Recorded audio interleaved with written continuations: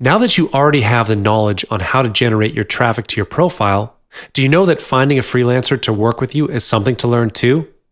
As you know, there are loads of freelancers out there who are willing to work, but are they all qualified for you?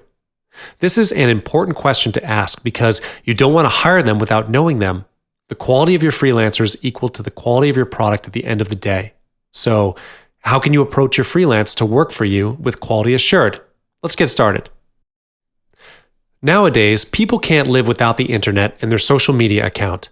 They will keep browsing and scrolling through to kill time. As I've mentioned in the previous section, social media is a good engine for you to gain traffic as well as for you to recruit. For people who are more and more internet-oriented, it is easier for you to get what you want.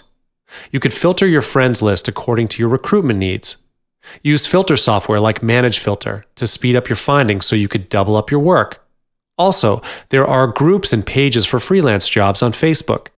Join them to see if there's any talent who matches your need, or you could post your need in the group to recruit your potential freelancers. In case you're not an active person on social media, there is another way to find potential freelancers, using freelancer websites. There are several sites for you to choose from. Examples are Agent Solo, All Freelance Work, and Upwork. You can filter them accordingly with your location, fields, and patterns. Find websites with responsive admins and freelancers. This is because if you encounter any problems, you will at least know who to turn to.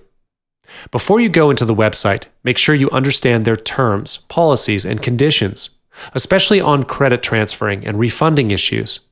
Establish a clear communication with the support and read their website policies before you start to use their freelancers. Now you have a picture on how to recruit your talents. It's time to determine your strategies on how to ensure your freelancer's quality. Allow me to ask you a few questions.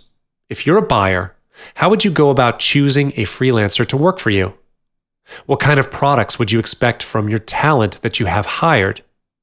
If you make a bad choice, it will affect the balance between you and your buyer, which creates bad feelings. I'm sure you know where bad feelings can lead your business to. Thus, to avoid all these from happening, you will need a good plan and some strategies before you get into the recruitment business. First, recruit wisely. You need to know who you are working with. Get to know your freelancer from their profile and description. If there is no description, try to look for their contact. Message them directly to ask for their background and experience, or try searching for their social media accounts. Did you know that you can see a person's character from their social media behavior? It is even better if the person shares their work in public on social media. You can then preview their job for free. For example, you chance upon a photographer who shares his work publicly on his Instagram account. You can direct message him from your Instagram if you're interested in his work. Just like your buyers choose you for your good reviews, you choose your talent with good reviews too. As I said earlier, who doesn't want to work with the better person? Collect all their profiles and reviews. You can narrow them down to 5 or 10 according to your business and how much you can manage. This is something that you can't rush through, so take it one step at a time. Read and determine their abilities carefully before you finally hire them. Furthermore, revising the work done is essential to you. Remember, you need to make sure the quality matches your buyer's expectation and also your own reputation.